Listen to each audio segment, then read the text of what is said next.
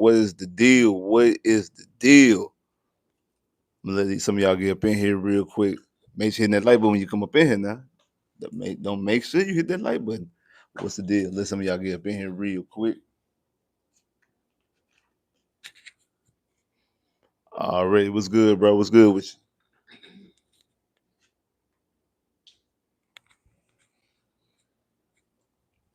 Let's talk some football, man. Let's talk some football already.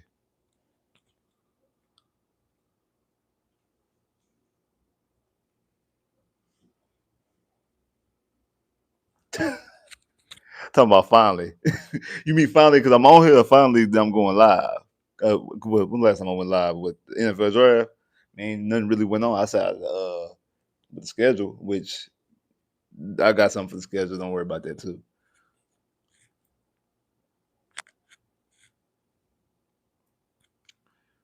You going to your first Houston game at NRG against the 49ers already.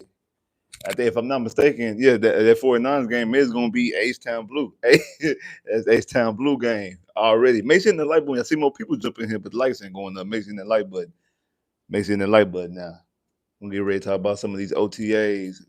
Talking about me finally jumping on here. Finally, the Texans or doing OTAs. I don't know if y'all feel the same way that I feel.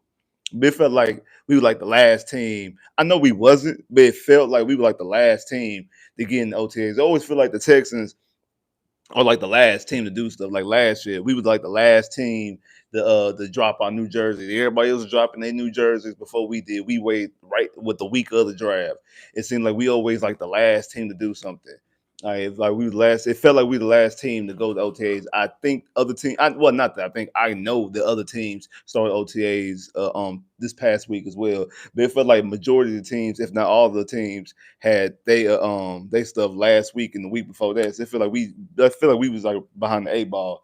But about time we finally got OTAs going. I know a lot of people concerned because CJ ain't been throwing. There's been a whole bunch of just misconceptions out there, and we finally got some news from I think it was Aaron Wilson, maybe about like an hour or two ago, saying what the reason was why CJ hasn't been throwing at OTAs. We're gonna talk about that in a minute. I'm gonna let some of y'all get up in here real quick.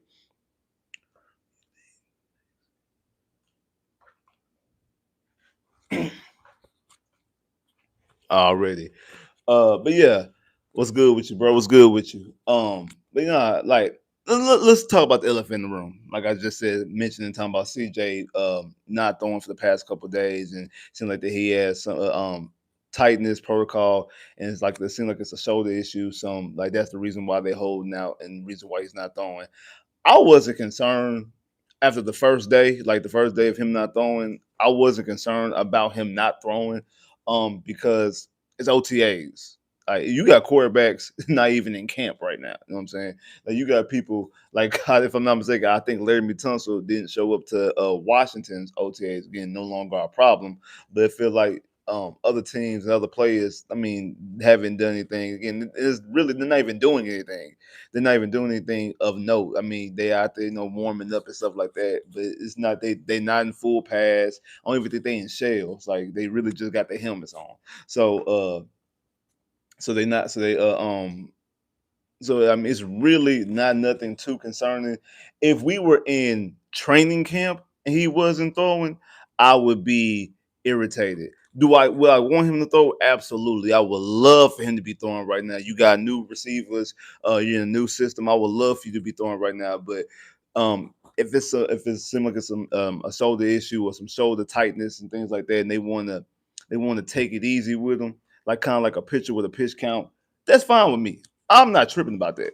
Honest with you, I ain't. Me personally, I'm not tripping about that. If that's the cause and that's the case, if you want to take things easy, I'm cool with that because of the type of what time of year we're in. We're in the beginning of the summer. This is OTAs. I understand new system, new players, and you want to you want to get acclimated to some of those things. I understand that. However, I mean, it's really not a big deal. This is not the time to be concerned. And you have people out there speculating that CJ could potentially be holding out and all these other type of things. Is it a real serious injury? What is going on? We haven't heard anything. Now, one thing I will agree with is that Nick Casario and D'Amico Ryans, this whole like secretive thing that they be doing, um, it's kind of irritating. It really is. Like, like Hey, like it's a little irritating. Like it is. It's a little irritating. I mean, remember like was it like 2 years ago, CJ's rookie year when CJ had got hurt with the concussions, and like they waited to like the 11 o'clock hour to let everybody know there was going to be Case Keenum being the starting quarterback going against Tennessee.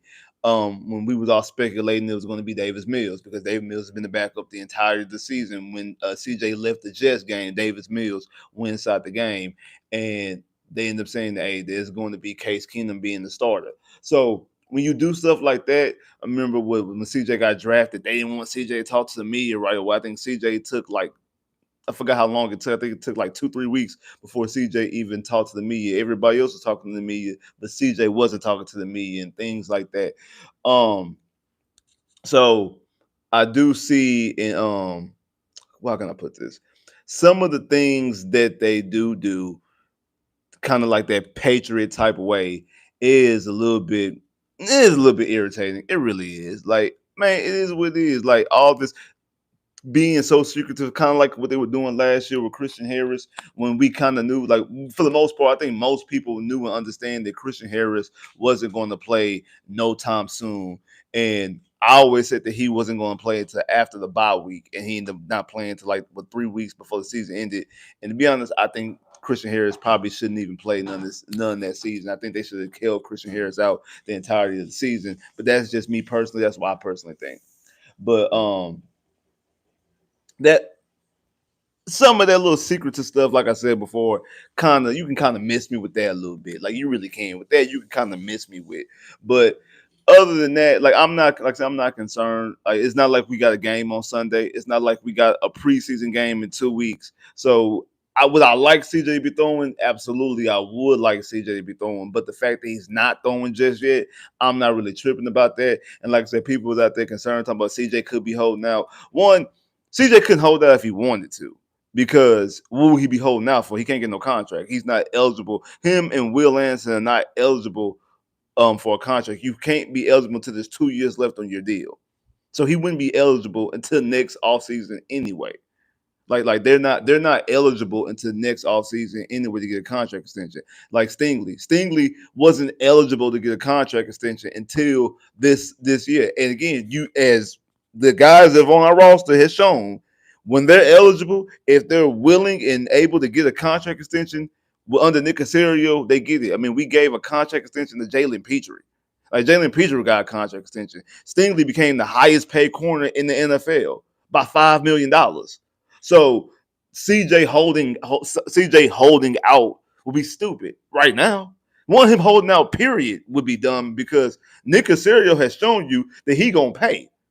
And also, I think him paying not CJ, but Nick Caserio paying Stingley the way he paid them as quickly as he paid them, as much as he paid them, is actually not only good business for Darius Stingley, but also doing good business for CJ Stroud as well. Because hey CJ, you go out there and play like you're supposed to.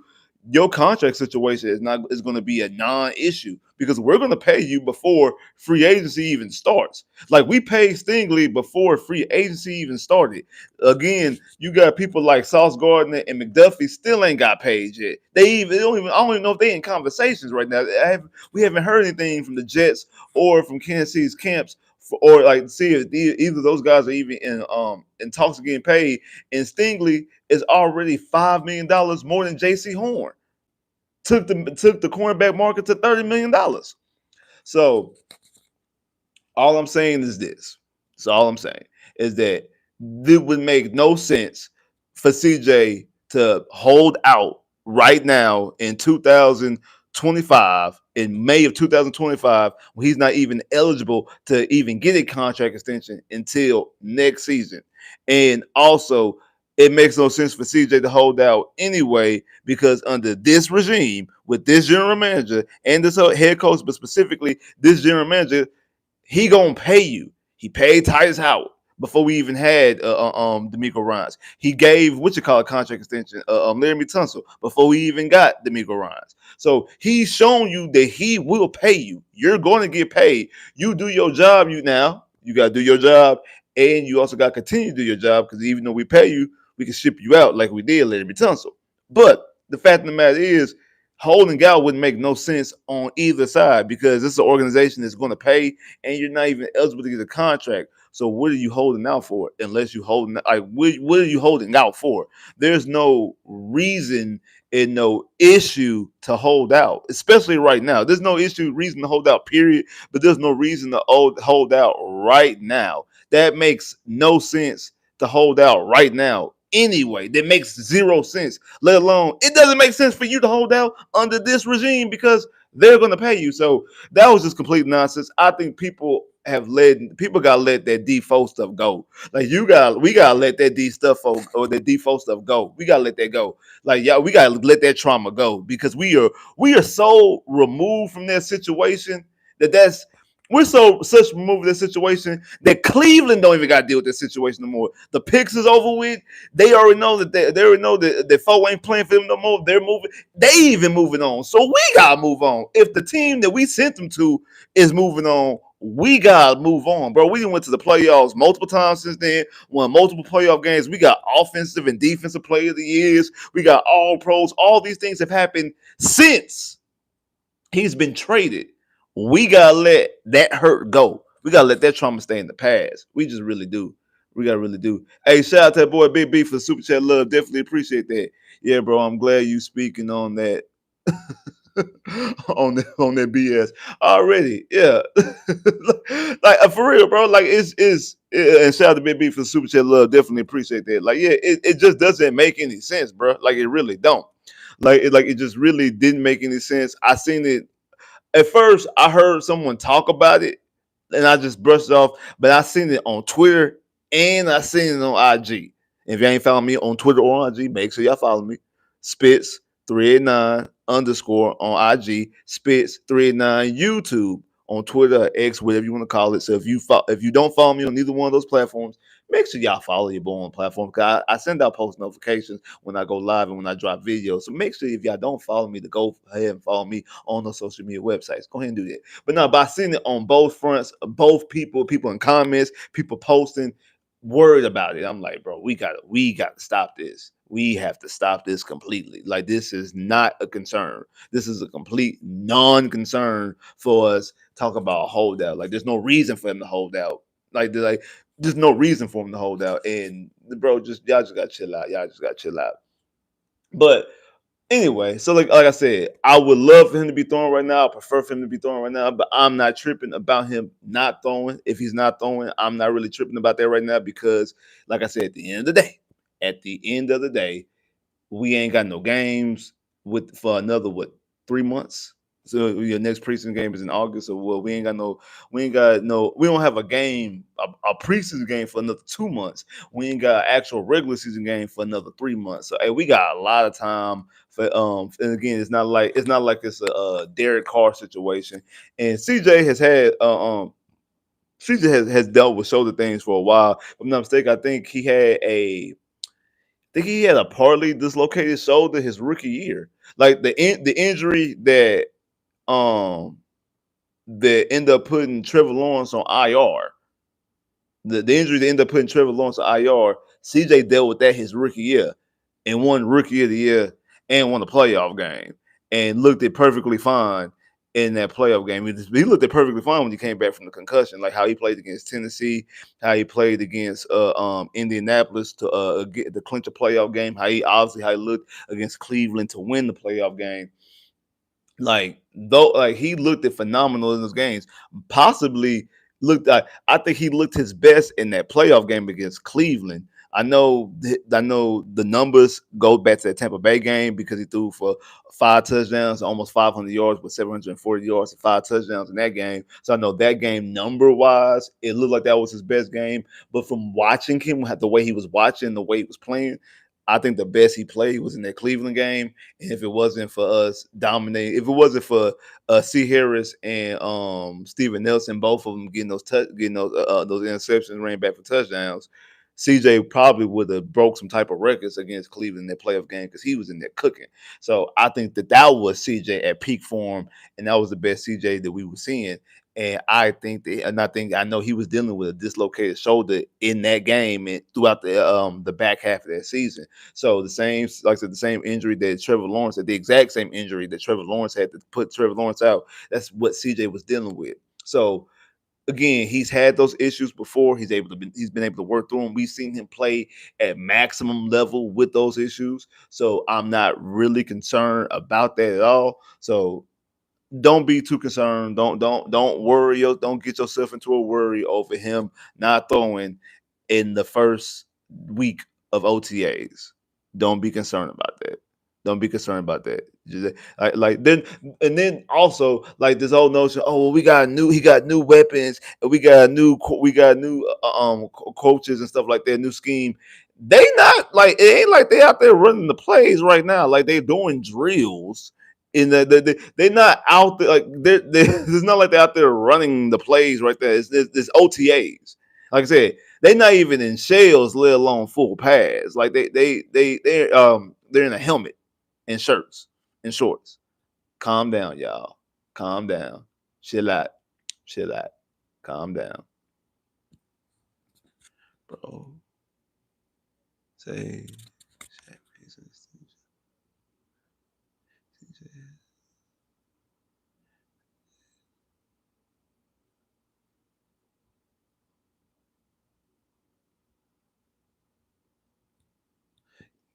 Yeah, right, exactly. I know installs going like that's what they're doing right now. Exactly. Like, they just, I mean, everything's just getting familiar with everything right now. That's all they're doing. But how I do want to talk about some of the people that have been looking good in camp. You know what I'm saying? Seeing some of the routes, you seeing some of the rookies run the routes they're seeing.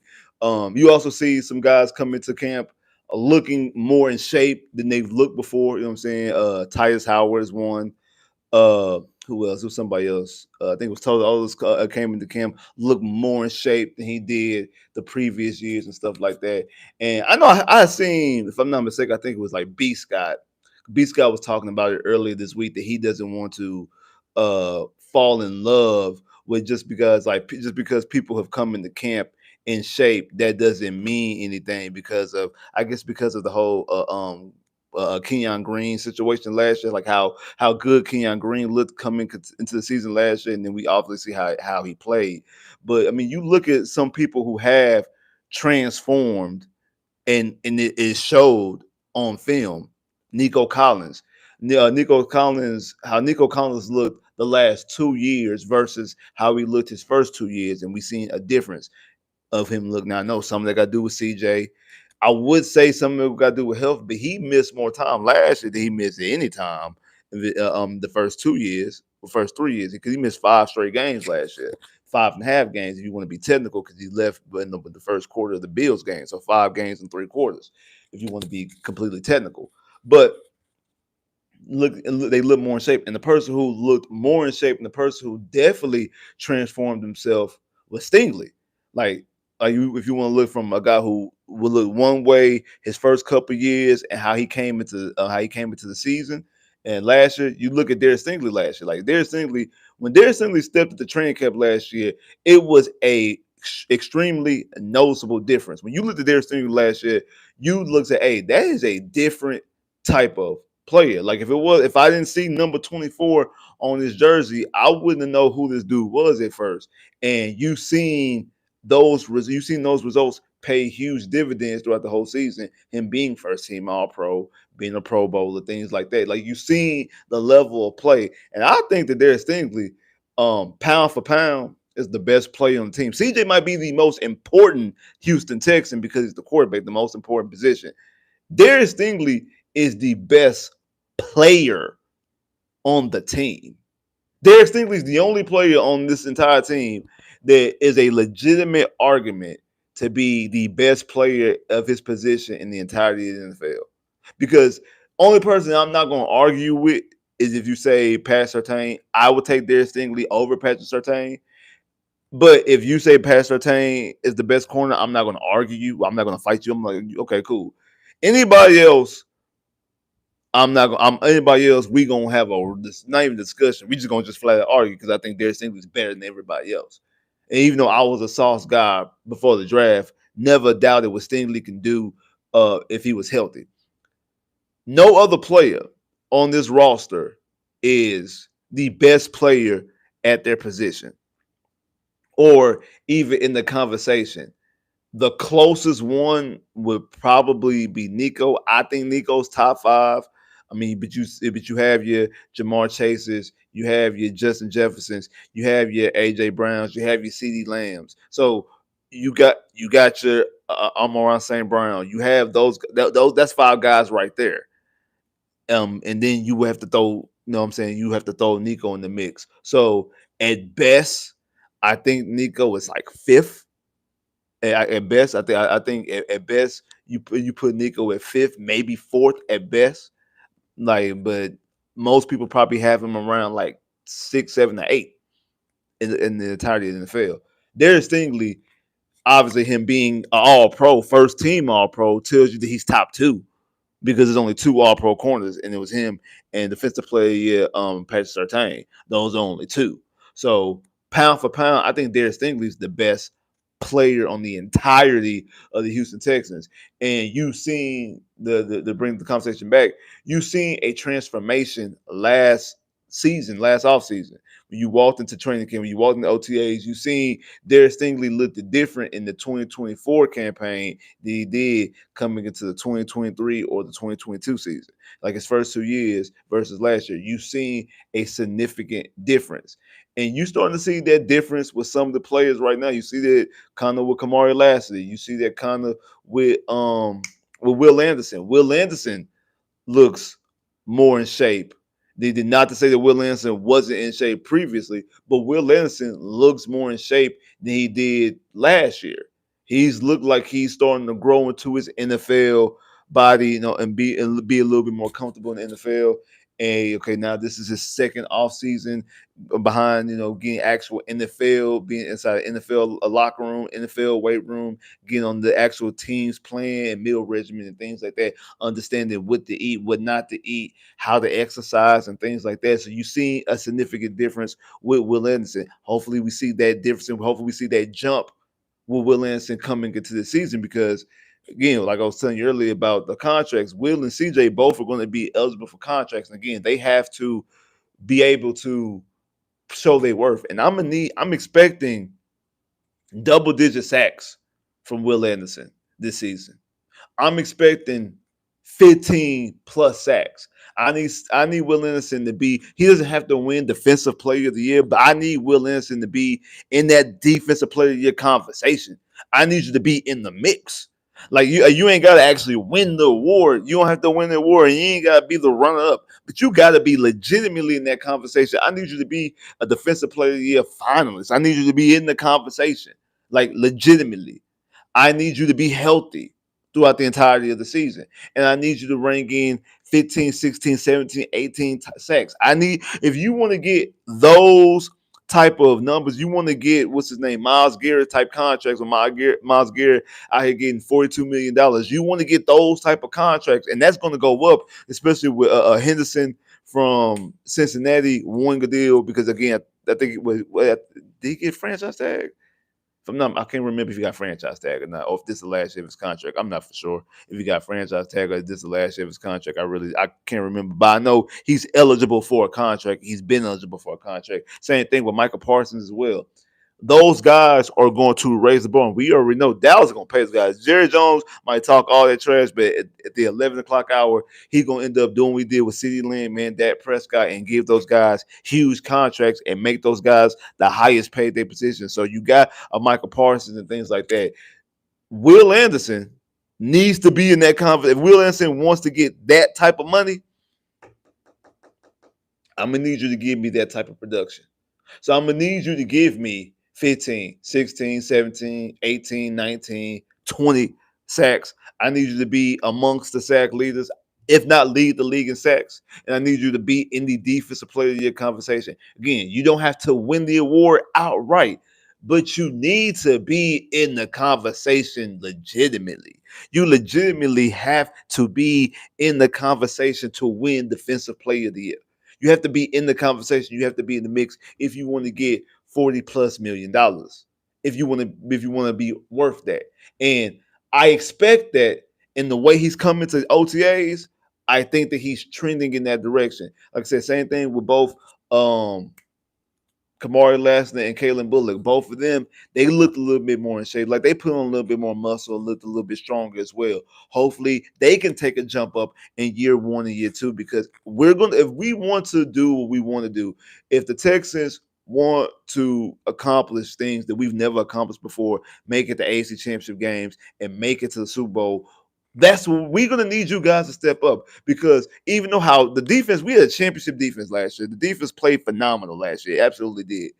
But the Achilles heel of the defense last year was every single game we allowed big plays. Even the playoff game that we blew out the Chargers, that touchdown that the Chargers got that actually make that game close before we shut the door on it came off at was it like a 89-yard touchdown by McConkley, and that's because Kalen Bullock um he read the play right. He just got there too early and overjumped the ball, got there too early, and McConkley was able to come down with the football and take it to the house. But that happened throughout the whole year. Maybe not that play specifically. The game against Buffalo when we were shutting down, beating up Josh Allen, and he was 9 of 30. One of those 30s, one of those nine, I think it might have been the last completion, if I'm not mistaken, was a 50-yard touchdown because Kamari Lassiter got beat on the double move. The game against the Jets, having Gary Wilson on Kamari Lassiter, he beat him twice in the end zone for a touchdown. Those cost you those games. Now, two of them you won, but those games shouldn't have been close. It shouldn't have came to a Fairbairn field goal against Buffalo. The Chargers should have got shut out from a touchdown standpoint, and you should have beat the Jets. Those type of things. The game against the what was it Jacksonville, like that game right there came to a walk off touchdown by Dari.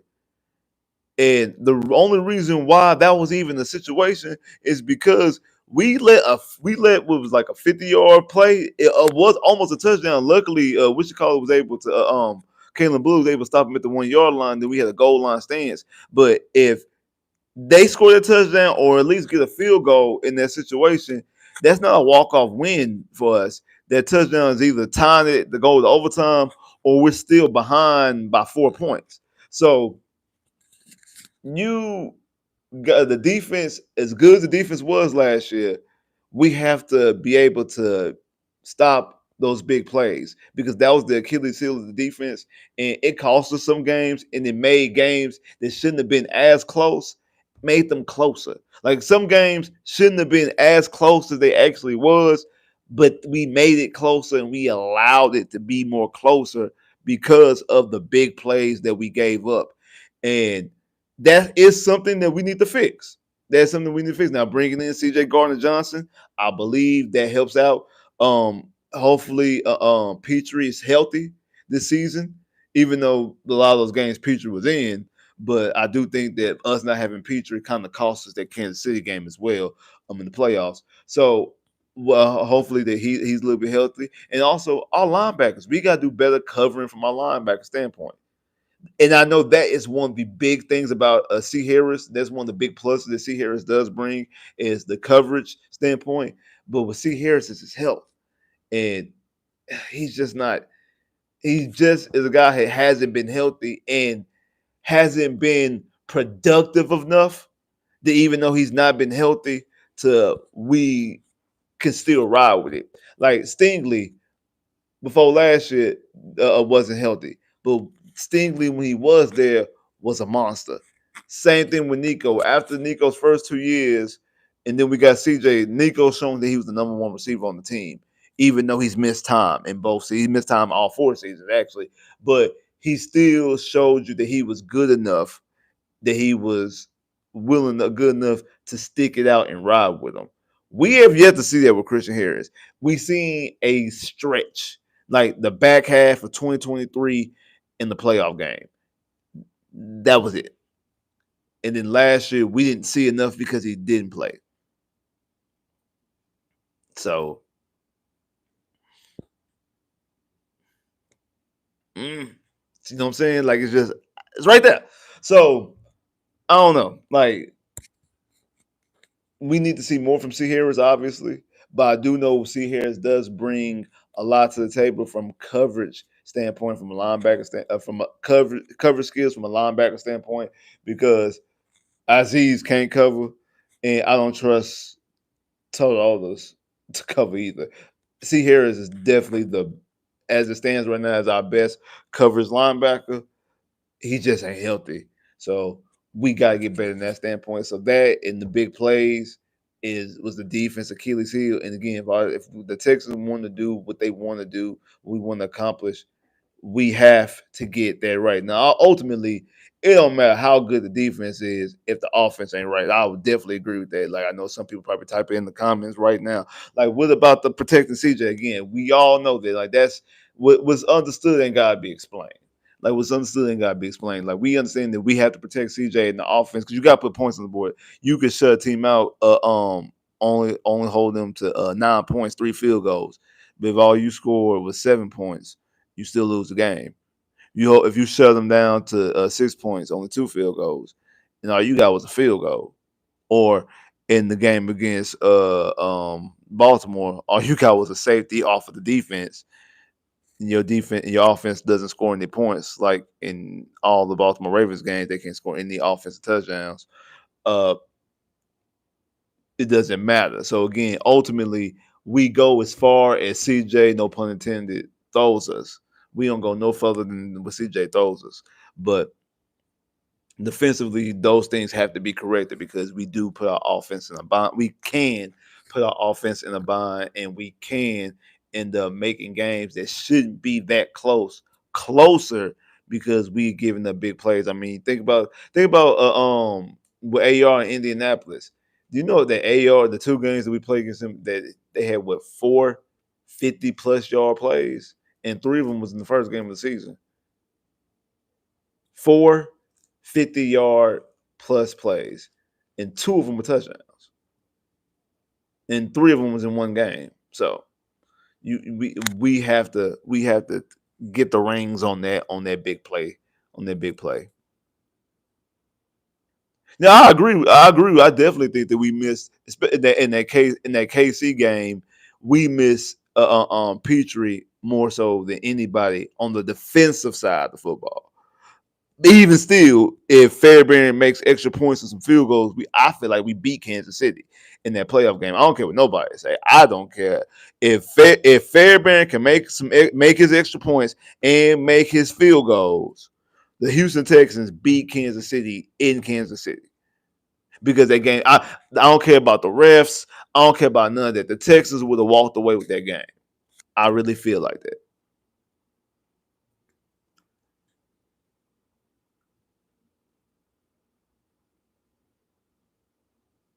You're probably right about that. Yeah, about Will. If Will would have if Will didn't miss those games, I feel the same way about like CJ. His rookie year, if CJ didn't get that concussion and didn't miss half of that Jets game and didn't miss that Tennessee or that Cleveland Brown game, I think that CJ would have threw for like 4,800 yards and would have threw over 30 touchdowns. I think when he had 23, so that's 2.5 games. He would need 7 touchdowns to get 30. Yeah, and 7 touchdowns in 2 games. I mean, in 2.5 games, I think he would have did that. And same thing with yardage. He would have got. I mean, he actually, if he throws for 300 yards in all 3 games, he actually would have 5,000. So, but I think he definitely would have got like around like. I think he would have got like 4,800 yards and 30 touchdowns. So, I agree. If Will wasn't hurt, Will possibly could have got 15 plus sacks that season, last season.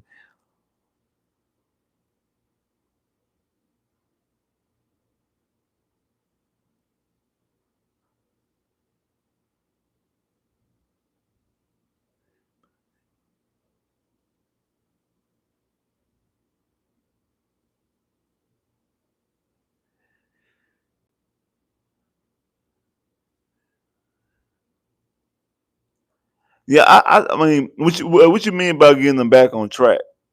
Like, what you think about what you mean about getting them back? Talking about can D'Amico Ryans and CJ get them back on track this season? Like, what do you mean by that? Like, what do you mean about getting them back on track? What you mean? What you mean by that? I like to know what you mean by getting them back on track. Like, I mean, because the Texans actually won the like last year, like from a win loss record. The only thing that was different last year was probably like statistics and the way that we felt about the Texans. Because like both years they won 10 games. Both years they won the AFC South. Um, both years they won the playoff game by 20 points. And they were the underdog in both playoff games. And they actually had a better showing in the divisional round than they did the previous year. Like we had a better we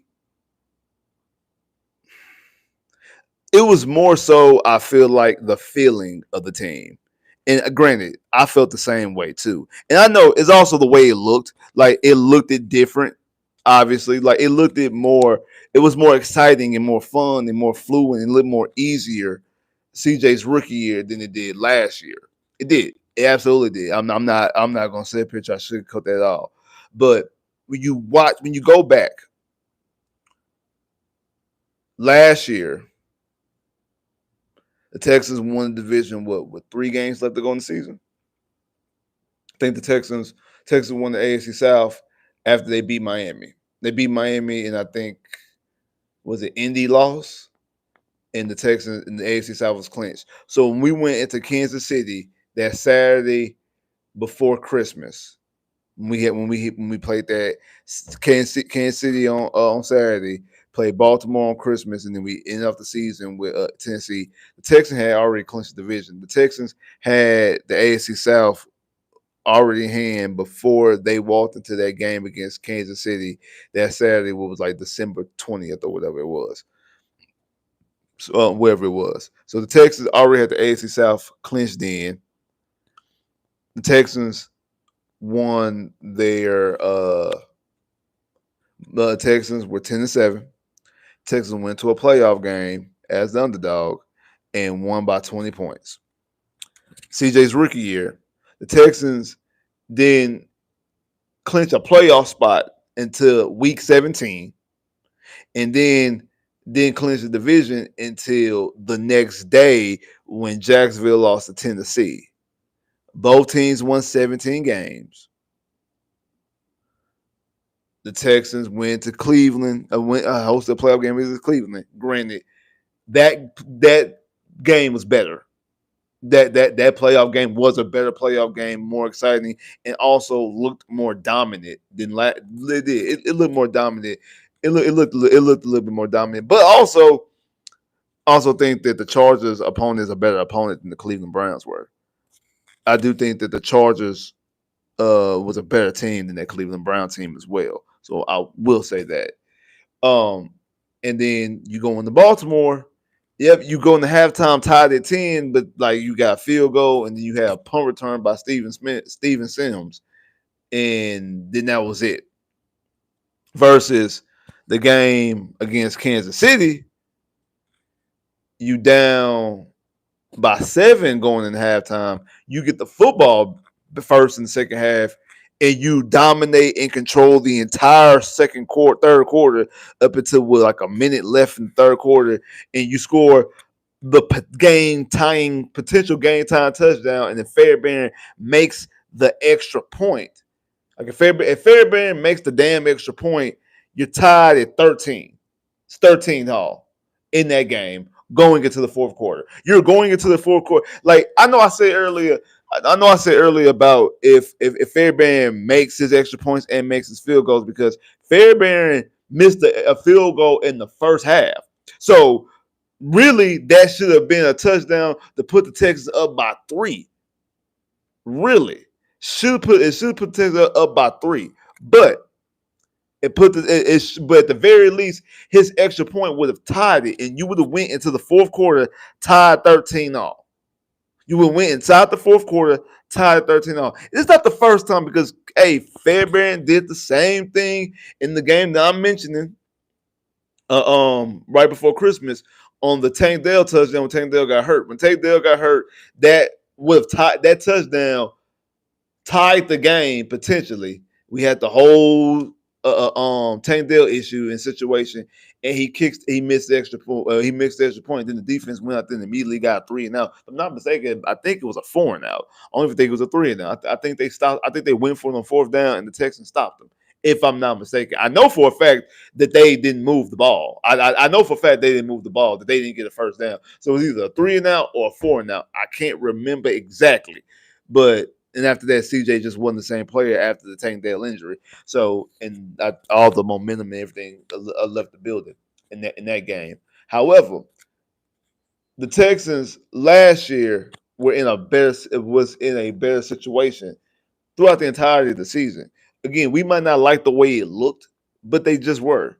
They just were.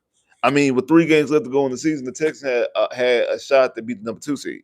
The Texans, CJ's rookie year, for the most part of the season was outside looking into the wild card situation, mostly because they lost to Indy in week 2, and Indy and them had the same record, so Indy had the tiebreaker over them. So then, for the most part, the Texans was always throughout CJ's rookie year was always like the eighth seed looking into the playoffs. They still controlled their destiny because they still had a game against Indianapolis, but they was always on the outside looking in. Versus last year, there was no time any last year the Texans was out of the playoffs because from week 1 all the way into week 17, the Texans were leading the AFC South.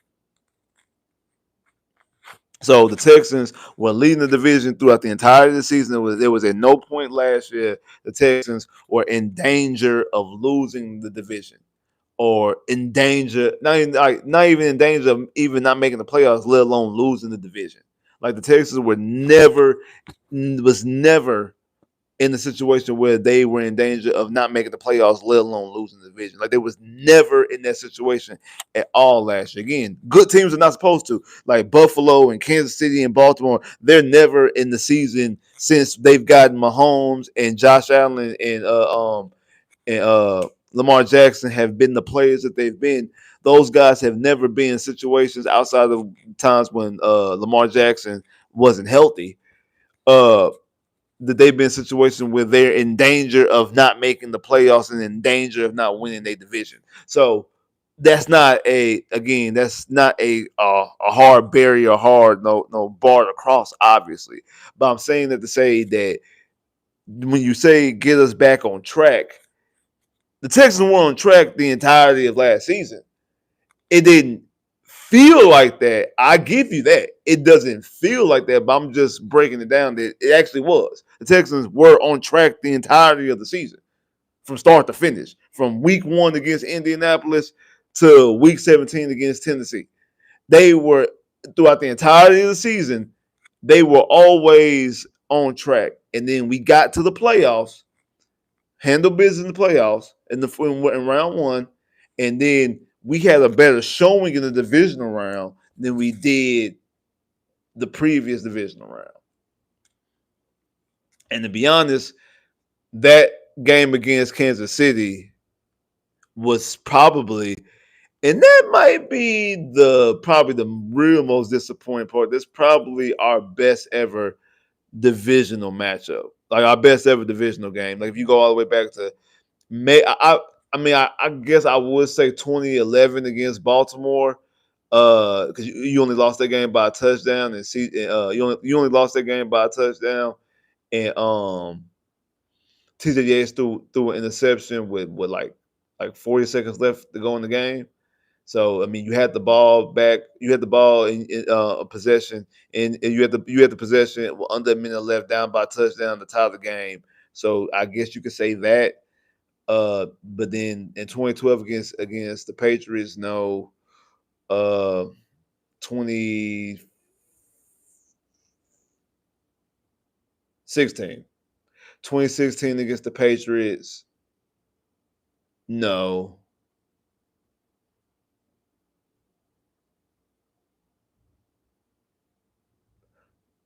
2019, you up to the 24 to not the start against Kansas City in 2019 is obviously the best start, up 24 nothing, but you were down by 4 at halftime, and then when the Texans got the ball back again, you was down by 11 in the second half. Like you were down by 4 at halftime, and then you were down by 11 when you got the ball again after being down by 4. So no. Then obviously 2023 against Baltimore, no. So I would say that I would say the Texans' best showing was in the division round was last year in 2020, last year against Kansas City. That's probably, to me, I think their best showing. Maybe you can go 2011 against Baltimore, maybe, but I would think last year is actually the best showing.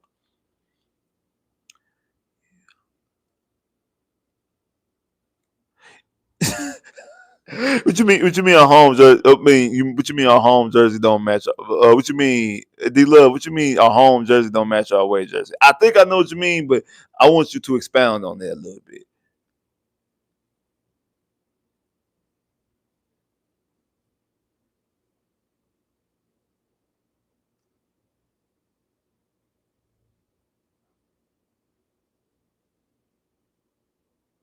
Do I think Kaylee? I think that Kaylee. I think that Kaylee has the potential of being a better offensive coordinator than Slowey. Um, do I know for sure right now? No, I don't, because I don't know what Nick Kaylee offense is. I'm cautiously optimistic. I'm cautiously optimistic, but I'm not like I don't know 100% because I have yet to see his offense. I don't know what his offense is. Like, is his offense more um Rams, or is it more New England Patriots, where he's been the entirety of his career up until the last 2 years? Like, he's only spent the last 2 years in with the Rams, and he wasn't a play caller. He was a was he the run game? Yeah, he's the run game coordinator. I don't think he was the pass game coordinator. He was the run game coordinator and tight ends coach, if I'm not mistaken. I think that's what he was. I think he was the. I got it written down somewhere. Hold on.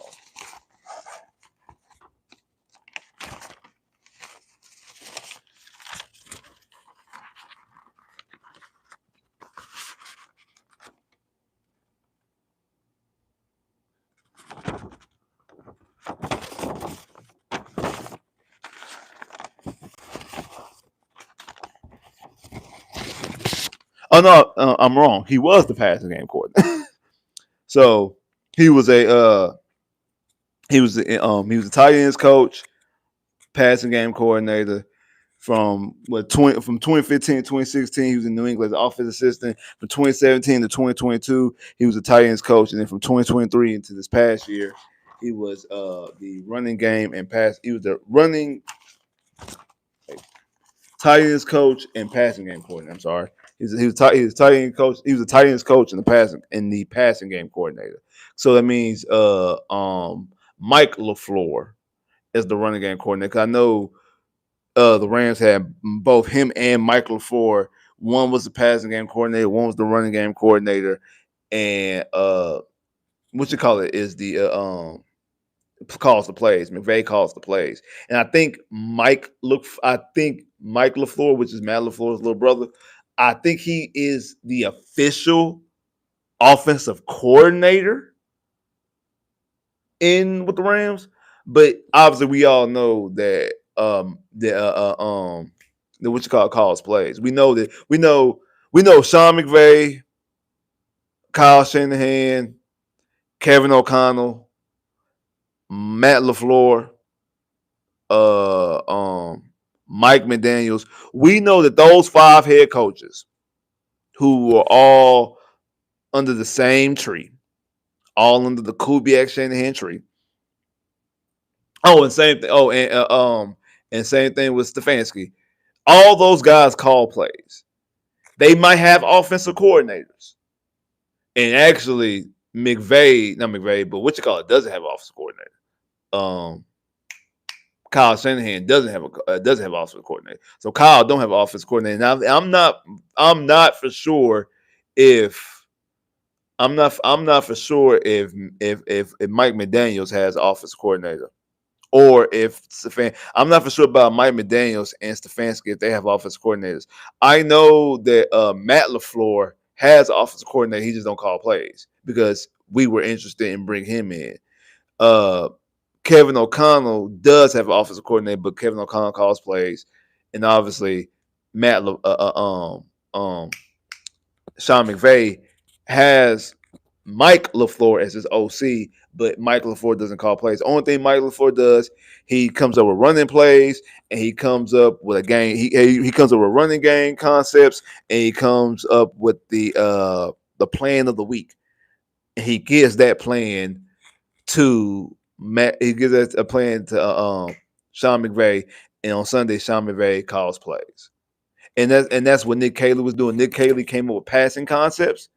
Nick Caley will come up with passing concepts and gives that to Mike LaFleur because Mike LaFleur is the offensive coordinator. And Mike LaFleur takes Nick Caley's passing game concepts. He takes his running game concepts. He creates a game plan for the week for whoever the opponent is. And then he gives that to Sean McVay. And Sean McVay is on Sundays doing this. He is remember when we had Bill O'Brien and Tim Kelly? Yeah, Tim Kelly. Tim Kelly was offensive coordinator. Tim Kelly and Deshaun would come up with game plans throughout the week. And on Friday, Bill O'Brien changed it because Bill O'Brien was the guy who called plays on Sundays. And we vilified Bill O'Brien for it because it didn't work. You're not gonna say nothing to Sean McVay. You're not gonna say nothing to Kevin O'Connell. You're not gonna say nothing to Matt LaFleur. Matt LaFleur. You're not gonna say nothing to Mike McDaniels. You're not gonna say nothing to Stefanski. You're not gonna say nothing to Kyle Shanahan because it works with those guys. No matter who the quarterback is in Minnesota, they putting up numbers all the time. Don't matter what's going on with Cleveland. They are putting up numbers now. McDaniels without Tua don't look too hot. But when Tua there, Tua is one of the leading leaders in passing. Sean McVay been to 2 Super Bowls and won one. Kyle Shanahan, with 2 different quarterbacks, went to 2 different Super Bowls. He lost both of them, but went to 2 different Super Bowls and has been to multiple NFC Championship games. So those guys work. So we're not going to crush and vilify them for that. We're not going to make fun of them for that like we did Bill O'Brien. We're not going to do that. We're not going to make fun of them like we did Bill O'Brien because what those guys doing offensively works. So we have yet to see what Nick Caley can do. And that's one of the reasons why I was skeptical on bringing in somebody like Nick Caley. I wanted somebody that's brought in and has called plays that to me, I thought that was a must. That had to be a must for me was a guy who was an experienced play caller. Obviously, both D'Amico Ryans and Nick Caserio felt differently. And we're going to see exactly what it is. Again, I'm cautiously optimistic. I'm not saying I'm worried. I'm not even trying to be like a Debbie Downer or anything like that. I'm not worried of being a Debbie Downer. I don't really know because I don't know what his offense is. But I do know that he was a tight ends coach. And at least he has people. He's brought people into the fold like Greg Popovich. Well, not Greg Popovich. I know his name Popovich ain't Greg Popovich. Greg Popovich used to be coach for the Spurs. Forgot whoever the offensive line coach is. Coach with him in New England, so they got some familiarity there. So I do think the system is going to be a little bit more towards the New England side. However, you do sprinkle in because a good student, a good chef takes things they learn from multiple people and apply it to what they want to do. So I am curious, and I do think that at least he's been unlike Bobby Slowick, who has only been offense for 5 years, and 2 of those 5 years were with the Houston Texans as the Texans OC versus Caley that's been doing this for a decade now. He's been doing this for over a decade on the NFL level. He's been with the Patriots since 2015. So he's been coaching in the NFL for the past decade and has that offensive experience from a decade, unlike Bobby Slowick, who was a defensive quality control guy back in 2017 to like 2020, and then jumped into the offensive side, and then became the Texas OC in 2023. Like that was the extent of his offensive knowledge was in 2022, and wasn't on and was only around one person. And yeah, I know like a lot. I know a lot of people from the stat that came out the other day that a lot of people from the McVay tree or from Kyle Shanahan has gone. Not Kyle Shanahan, but Sean McVay has gone on to had top offenses the last couple of years. You know, the offense coordinator with Atlanta. What's his name? The guy that went from Tampa Bay. The coach of New England, not the coach of New England, but the coach with Jacksonville now. He has some experience with him.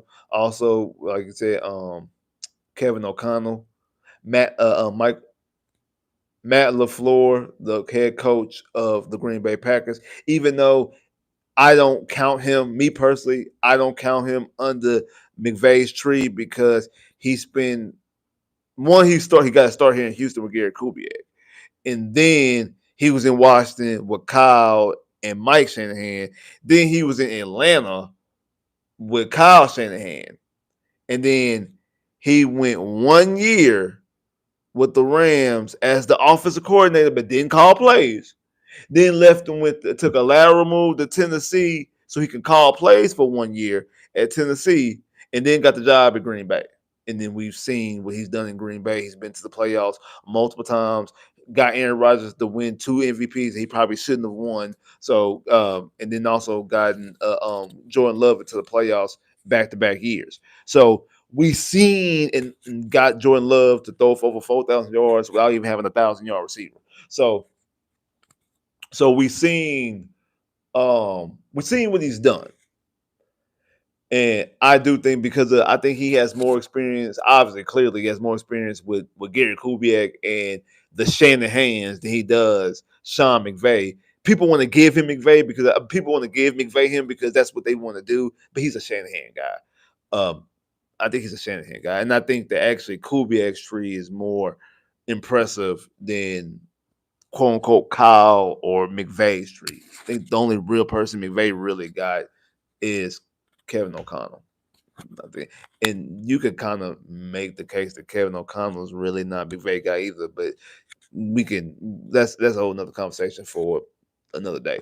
But I say all that to say I do think it has the potential. I think this offense has the potential anyway to be better than Slowick's offense, just because of the cohesion. Um, and I do think I think that Bobby Slowick didn't understand what he was doing, and I do think, and also you had an offensive coordinator that you had an offense coordinator and you also had an offensive line coach that never coached under the system before. Now you have a offensive coordinator and an offensive line coach that have familiarity together, so they know what they want from each other and they know how to coach it. And then also your offensive coordinator is a tight ends coach who had to coach tight ends. Tight ends do what? They are the tweener between a receiver and they're the tween between a receiver and offensive lineman. So they got to block and run routes. They got to block, run routes, and catch. So they got to know all the different type of protections and stuff like that, and they got to know the different routes, and they got to catch. So like that's like a very tough position to teach, and at least to teach it well. So for him to have that type of background, I do think that the offensive line, that's probably why a lot of people were surprised and thought that we were going to go heavy offensive line draft. But I do think that they together, him and Kaylee and Popovich together, I do think that they're going to make sure that they can focus on this offensive line as far as the teaching elements. And I think that's where most of the groundwork and the hands in the clay really matter. We can sit up and we talk about CJ not throwing and stuff like that and new system, all that. I do think that the more hands in the clay working in the molding of this team is going to be with both Kaylee and Popovich when it comes to this offensive line and also these tight ends. I think that's also another reason why they drafted a tight end in this draft, even after you've paid you paid what's his name? I can't think of his name now.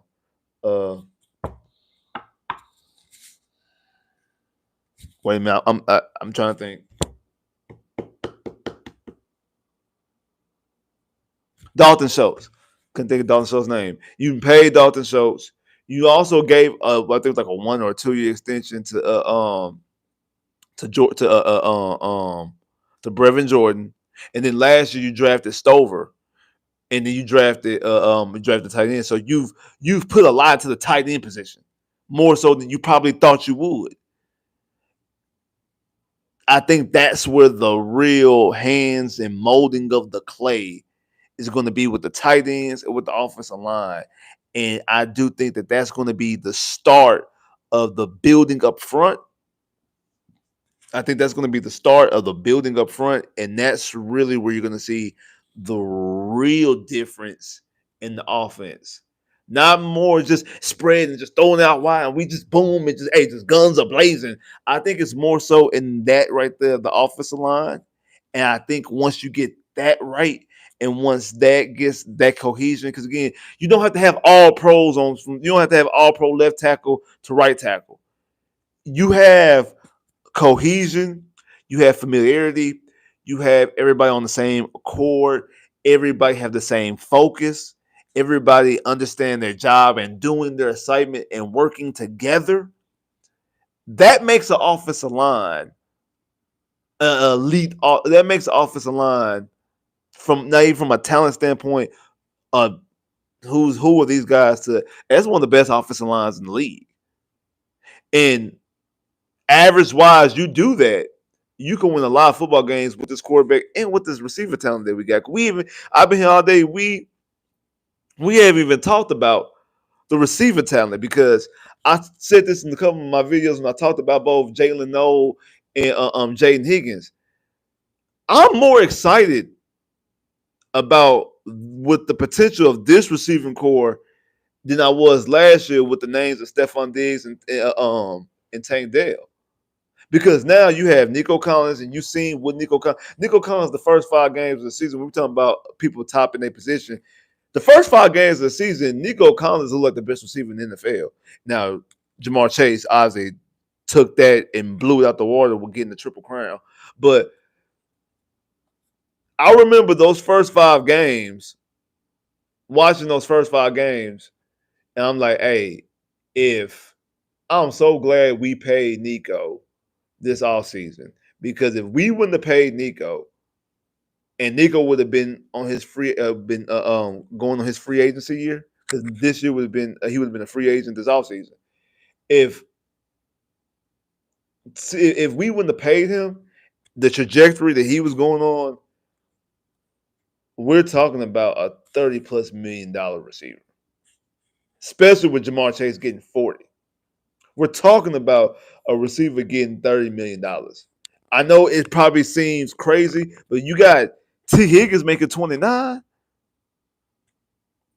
And the way Nico was starting off the season, a bag was going to get dropped of $30+ million if he was eligible to get paid.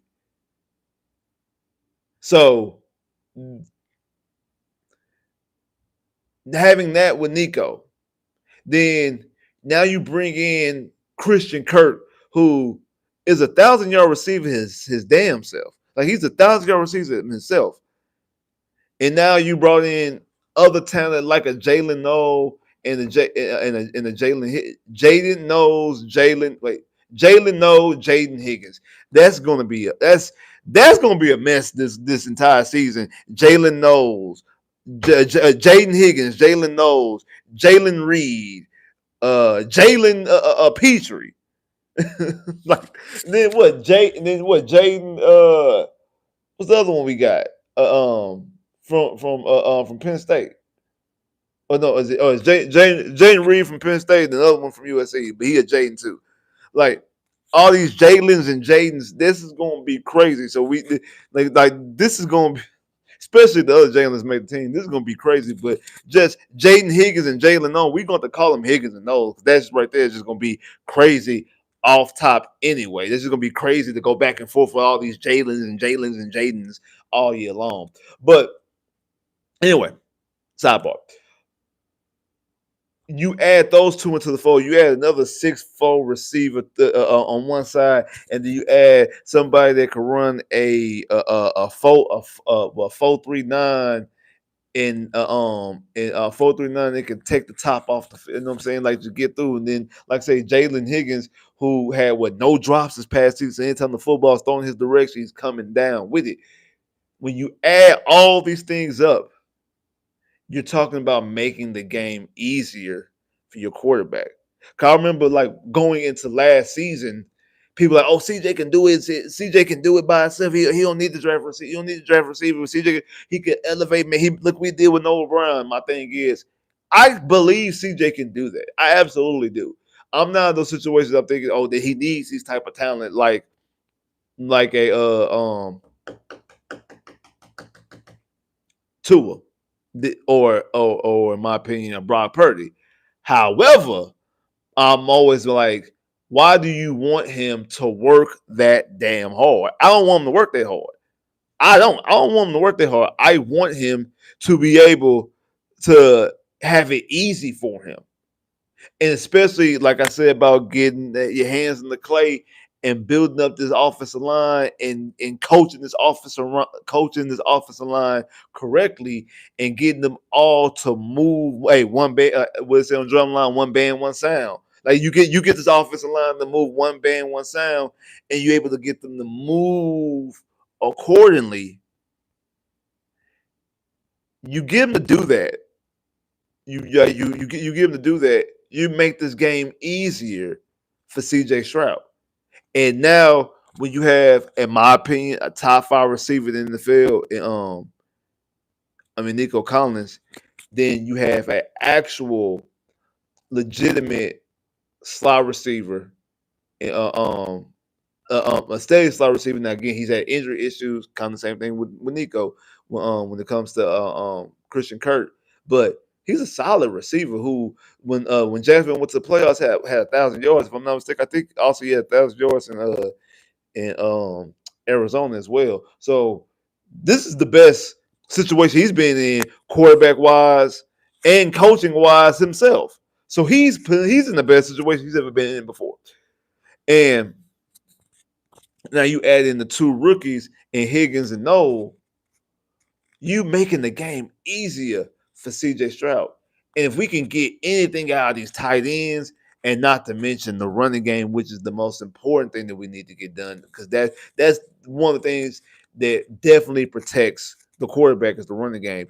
And I don't care what nobody say. I don't give a damn that Joe Mixon had 1,000 yards. I don't give a damn that Joe Mixon had multiple 100-yard games last year. The Texans did not have a good running attack. The Texans, I think yards per play was in the bottom half of the NFL in rushing yards. I think they were in the bottom half of the NFL in negative rushes. If I'm not mistaken, I think they were like in the bottom, the bottom 5 in negative rushes. If I'm not mistaken, the Texans last year could not coach it well, run it well, scheme it well, call it well. And outside, Joe Mixon couldn't run it well when it comes to running the football. Joe Mixon's 1,000 yards. That's why it was so impressive. Joe Mixon's all those 100-yard games he had, all those 1,000-yard games, the 1,000-yard season he had, with 13 touchdowns, how many touchdowns he had last year, 12, 13 touchdowns, all came off the muscle of him. It all came off the muscle of Joe Mixon. It wasn't because Bobby was doing a bang-up job. The offensive line damn sure wasn't doing a bang-up job. It was because of Joe Mixon. And I do think eventually the rent comes due when it comes to that. And that's why I think that Woody Marks is going to be significant. I see talks and hear talks about potential, possibly getting the Nick Chubb. I do think they do need to bring in another running back because I don't know exactly what you're going to get out of DP. I don't. Also, I seen the rumors earlier about like possibly like Atlanta receiving phone calls for Kyle Pitts. Um, could that be a situation the Texans exercise? I mean, especially if you're talking about adding in Dalton Schultz, and you can bring in a Kyle Pitts. Now, Kyle Pitts can't block worth nothing, but we know that he's a receiving threat. And again, we're talking about making the game easier for CJ Stroud. We're talking about you make these things easier for CJ Stroud. You're going to see a huge level of production when it comes to numbers and obviously wins as well. So you definitely want to make this game easier for CJ Stroud.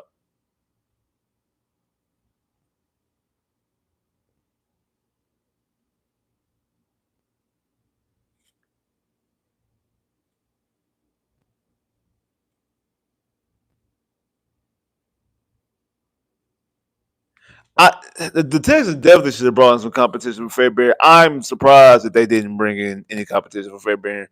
Um, I'm surprised that they didn't bring in another kicker. Like they that's kind of like that's D'Amico's kind of like Garrett Kubeck a little bit in that sense of like they're loyal to a fault. That's why we kind of questioned about was he going to get rid of Bobby Slowick as well because of the him being a little bit like too loyal to a fault. So that is concerning. It is. I'm not gonna lie. That is very much concerning. So hopefully, hopefully, hopefully that doesn't be the case, but you just never know. But he definitely should have brought somebody in.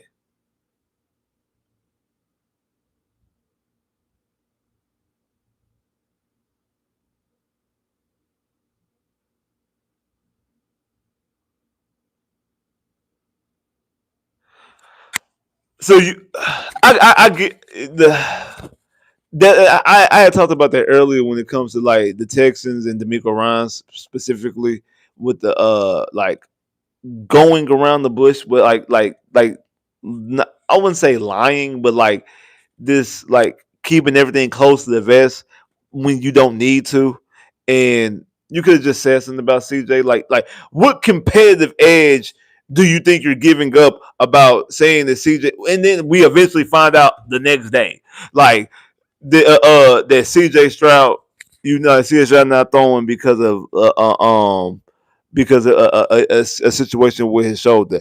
What level of competitors are you get? You're not playing a game on Sunday. You're not playing the game to Sunday.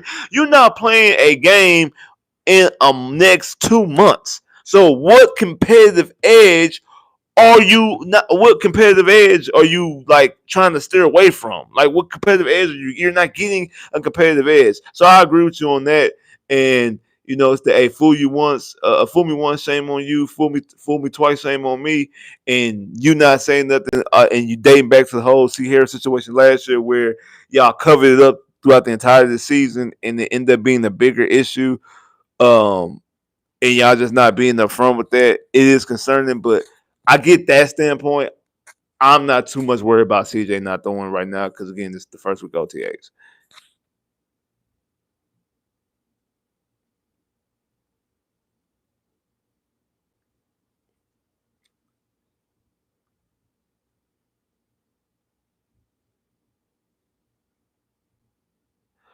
Um, I don't know if Nico will get an extent.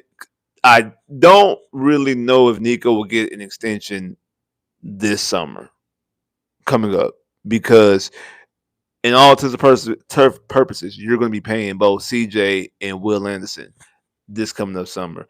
And if things go according to plan, you're talking about a $40 million edge rusher, and you're talking about like a 55 to 60+ million quarterback.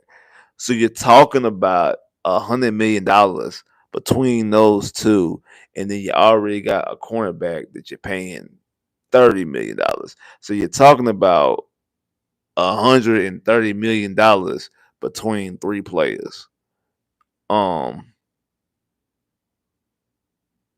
Now their contracts don't kick in immediately because both of them will still have 2 years left on their rookie deal. So their contracts won't kick in until 2026, 2027. So both Will and CJ's contracts wouldn't theoretically kick in until 2028. They'll get their signing bonus. It will kick in, but the terms of the contract, like the 40, 60, that won't kick in because like Stingley still has this season 2025 and then he has 2026. His contract doesn't kick in until 2027. That $30 million doesn't kick in until 2027. Um because they restructured Nico. Nico got a 3-year extension. Last year was the first year. This year's the first year of his extension. So this year, next year, yeah. So yeah, they probably So they wouldn't pay Nico next summer. They'll pay Nico the following summer. They'll pay Nico. They'll pay Nico the summer of 2027 because he'll have 1 year left on his deal. They'll pay him then. That's probably what they'll probably pay him then. That's probably when they'll pay Nico.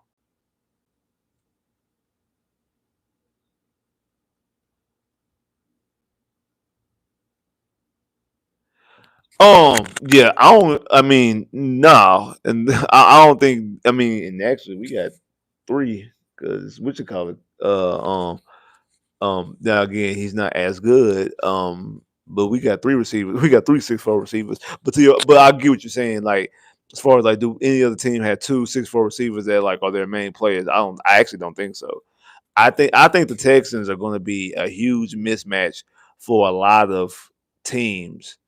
I'm I think that on both sides of football, both our offense and our defense, I think our secondary is going to be a mismatch for a lot of teams. Receiving corps outside of playing against the Bengals and like the Bengals and the Dolphins and Dallas could with CD and what you call it CD and Pickens George Pickens and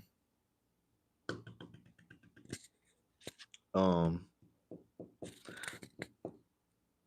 the Bengals with T Higgins and Jamar Chase, the Dolphins with Tyreek Hill and Waddle. It was another team. The Eagles, duh, the Eagles. AJ Brown and Smitty. Like so, the Texans defense, like our secondary, is a big mismatch.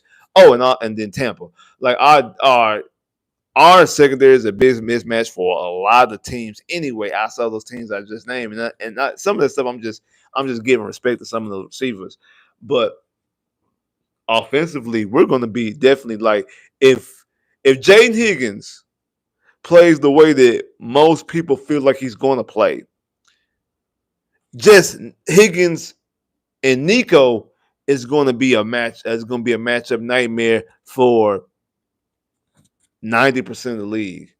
Then you add in Noel and Kurt.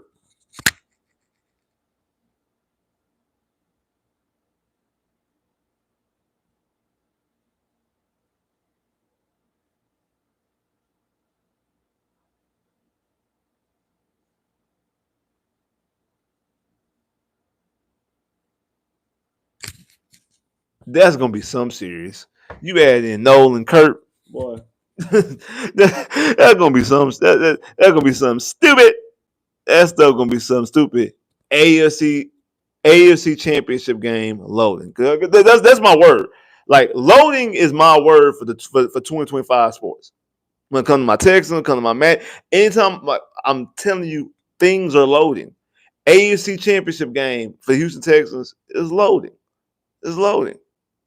Just like the NBA summer for the Orlando Magic is loading. Y'all don't sleep on the Orlando Magic. We got some stuff coming back. I know we talking about football right now, but hey, don't don't sleep on what's going on. But that is loading.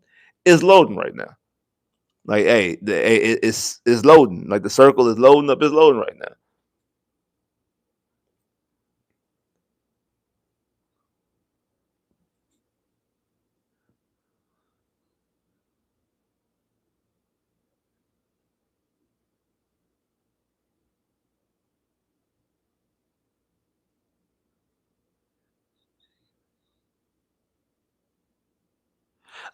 I think what they're doing with the offensive line, I think this year they're going into this offensive line with nobody is a set starter in stone. Because if I'm not mistaken, I don't even think they had Tyus Howard at tackle. I think Tyus Howard is at guard. Um, Nobody like, I mean, like, you knew last year that Larry Tunsil was the starting left tackle. Well, actually, I think the thing is, like, everybody had their position last year. But like people, even if you did the whole competition thing, you knew, like, if Larry Tunsil on this team, Larry Tunsil was going to be the starting left tackle. Like, you wasn't about to put Larry Tunsil at guard. Like Larry Tunsil was going to be the right tackle, and he was going to be. That's what he was going to be at. It was going to be the starter because you wasn't going to put him on the bench. Now this year we really don't have an actual starter penciled in on the offensive line. So because you don't have an actual starter penciled in on the offensive line,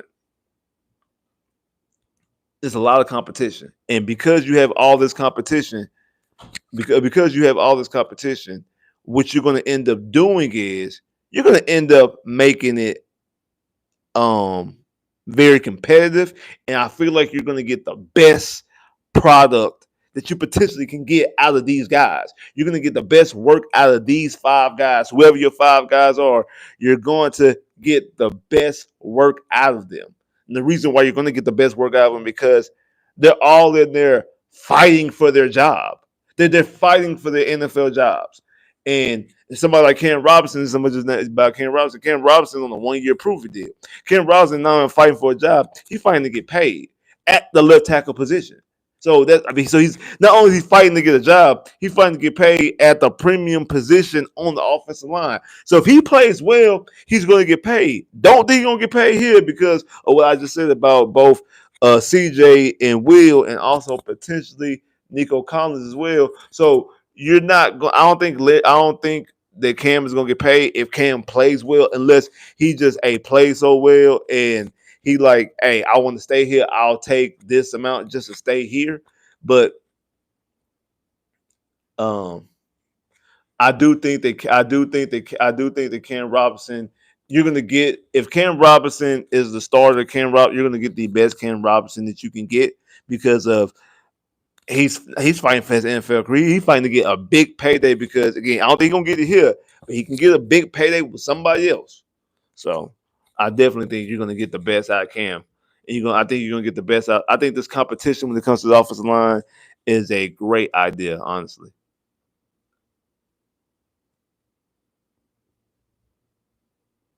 If they Well, part of the penalties, the main person with the penalties obviously was Larry Tunsil. And I do think that a lot of those guys kind of piggyback off of that and like follow the leader type situation. And because of Larry Tunsil, some of those other guys got those penalties as well.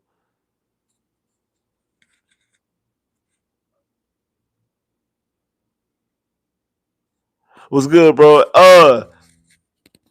Don't worry, don't worry about soft sports. Like, yeah, Wink just did a video. Now it was about the Rockets, but Wink just did a video about a couple weeks ago.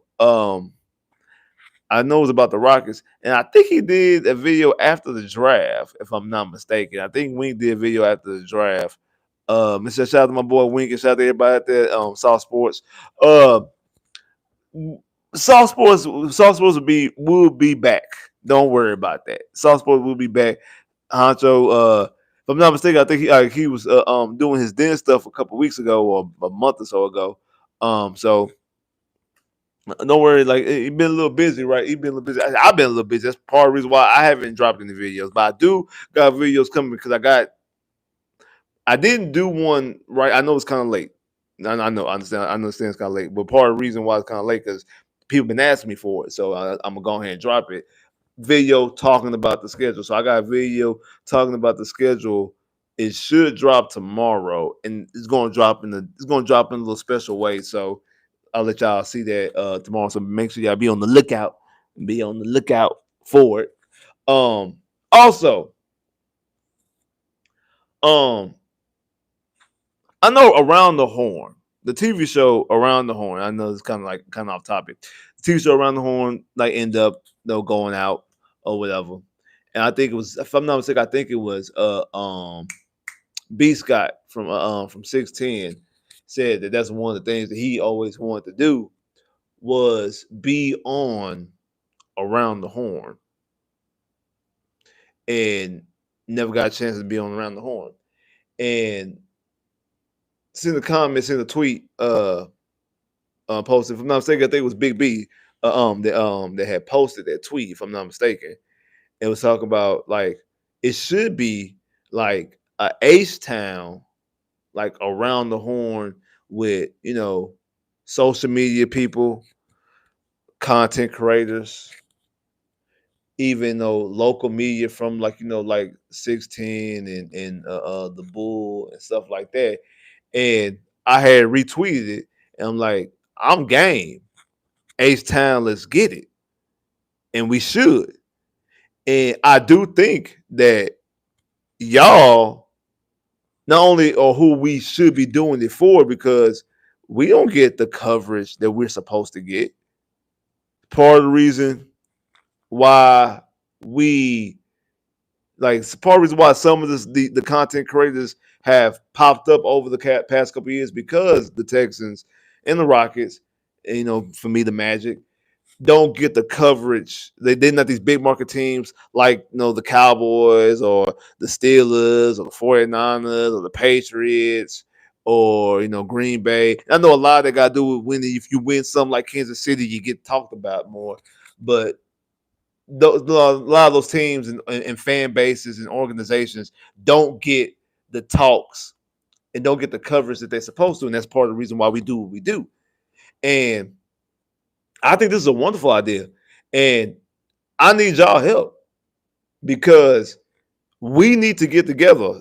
I know there's people out there. Me and Ruben have had conversations. I know me and Ruben have talked about schedules have been conflicted, so me and Ruben never really got a chance to be on to do any content. I've done content with plenty of people before. Like I said, me and Ruben's schedules have been conflicted, so we haven't really got a chance to do something. But me and him plan on doing something. But other guys that's out there that do with Houston Stressings and other guys out there with the H Town Rundown, like other guys out there that do content.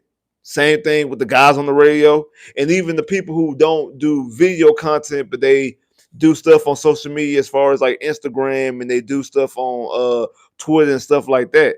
Like, we all do need to get together and have some form, because that's really what Sauce was.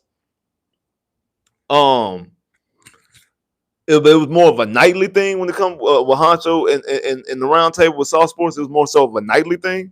But if we could do something simply just on a per week basis, every Friday or every Saturday before the game or something like that, or every Monday after the game, you know what I'm saying? Something like that. So we could do something either on Saturdays or do something on Mondays, either before the game or after the game, where we have content and like some type of like game around the horn type show or whatever for y'all.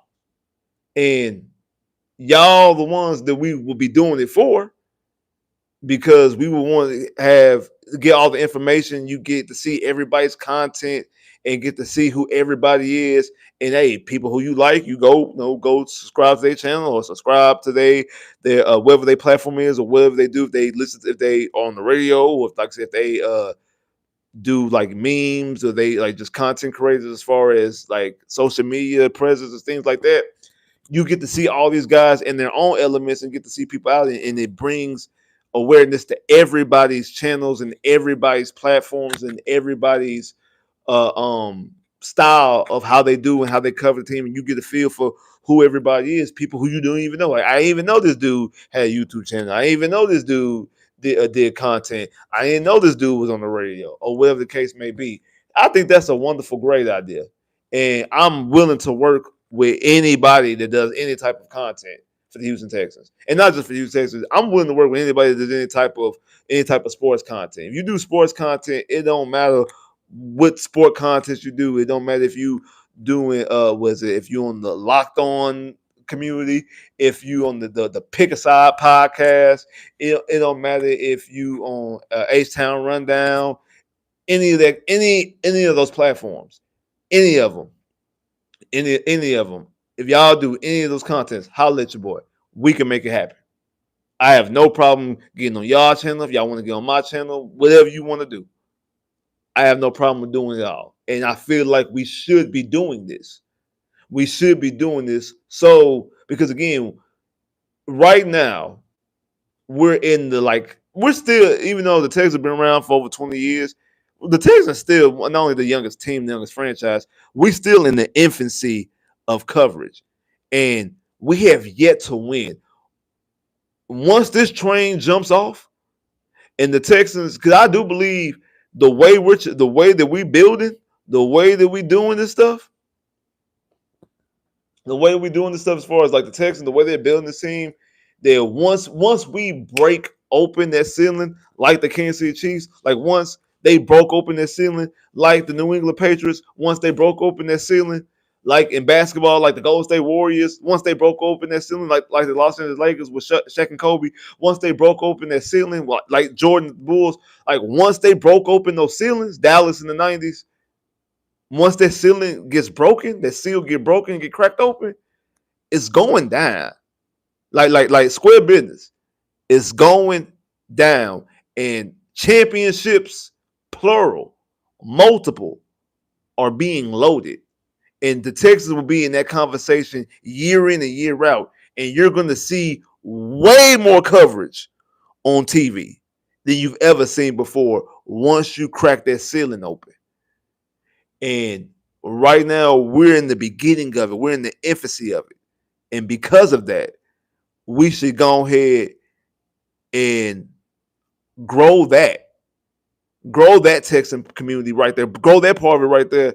So when they jump off, ain't no bandwagons over here. We already know what's going down. We already know who everybody is. We already know who y'all the ones that's new to the party. We've been here. We've been here chilling.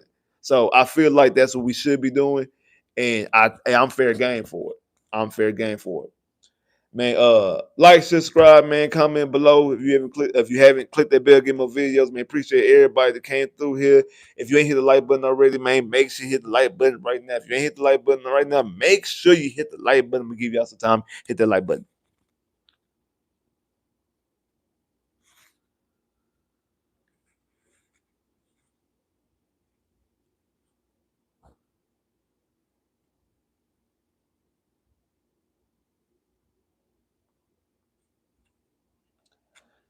Already. Man, appreciate everybody that came through here, man. Shout out to that boy Big B for the super chat love, bro. Definitely appreciate that. Definitely appreciate that love, man. Like I said, I have a video because somebody asked me about the schedule. And what do I think about the schedule? I've actually got several comments and tweets and DMs asking my opinion, what I think about the schedule. Am I surprised about the schedule? Do I like the schedule? Do I think the team? So again, and I apologize. I should have been doing this sooner, but hey, boy, I be busy. I ain't gonna lie to you. I ain't gonna fake it. I've been busy, so I apologize for being busy. I apologize for that, but I do have that coming out pretty soon. If I'm not mistaken, it will be tomorrow. It should, if it's not tomorrow, it'll be Sunday, but it will be this weekend. Breaking down the schedule, going through the games, the important games, and highlighting certain things like that. So you will get to see that. Also, to my basketball people out there, 'cause I know people be asking me about basketball and stuff like that. I do have some basketball videos coming out. I actually got a couple of those coming out because a lot of, and my one of my favorite words, idiocy. A lot of idiocy has been spewed about my specific Orlando Magic team anyway.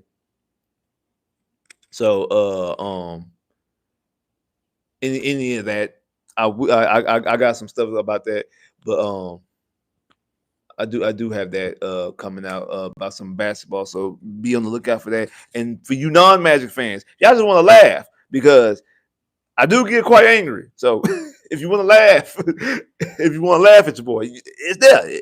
I ain't gonna lie, it's right there for you to laugh. So if y'all do want to get a little bit angry, I mean, I do get a little bit angry. So if you want a good laugh, go ahead and get some to laugh at. But I got some stuff coming out. So y'all be on the lookout. Like I said, I apologize. It's been a little busy, but hey, we in the summertime now. My schedule has opened up a lot.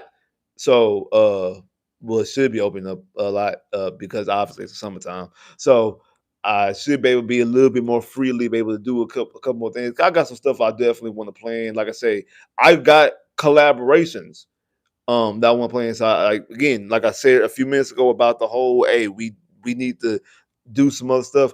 I got some plans of some collaborations that I want to do, especially going into the season with some people. So hey, so definitely be on the lookout for a lot of stuff leading up into this NFL season. Obviously, when the season kick off, you definitely gonna see a whole bunch of stuff. You're definitely gonna be a whole bunch of stuff. Anything less than the AFC. I agree. I agree with that. I agree with that. Anything less than the AFC championship game is definitely um I definitely agree with that. Yeah, I definitely agree with that. I definitely agree that anything under an AFC championship game should be considered a bust. And like that's what I think. If I think D'Amico Ryan said that like the AC Championship game should be like what everybody's thinking about. And I know some people kind of like took that a little too literal as far as like, well, he don't want to go to the Super Bowl. Like, yeah, but you gotta crawl for your walk. You gotta get to a AFC Championship game to even get into the Super Bowl. So you're not getting into a Super Bowl until you get to an AFC Championship game. So you have to get to the Super Bowl. I mean, you got to get to the AFC Championship game first, win that to get to the Super Bowl. So yes, the AFC Championship game is a must. It's an absolute must. We have to get there first, and I do think that we are in the position to do it. And like I said, my word is loading. That AFC Championship game loading. The Houston Texans are winning multiple championships loading. And because of that, hey, we gotta get this train up. We gotta hurry up and get this train off the tracks because it's about to go down. Like I said, man, appreciate everybody that came through here, man. If you ain't hit the like button already, man, make sure you hit the like button. Man, check out my old videos. If you ain't watched them in a minute, go ahead and check them out. Like I said, I got this video dropping tomorrow, so make sure y'all be on the lookout for that because I'm going to open it and drop it in a different way that I ain't never did before. So it's gonna be a little bit different, but make sure y'all be on the lookout. Check it out. Check it. Make sure y'all be checking it out now. Make sure y'all gotta check it out. But man, appreciate everybody that came through here. Like, subscribe, if you haven't commented below. If you haven't clicked that bell, get more videos. I holla.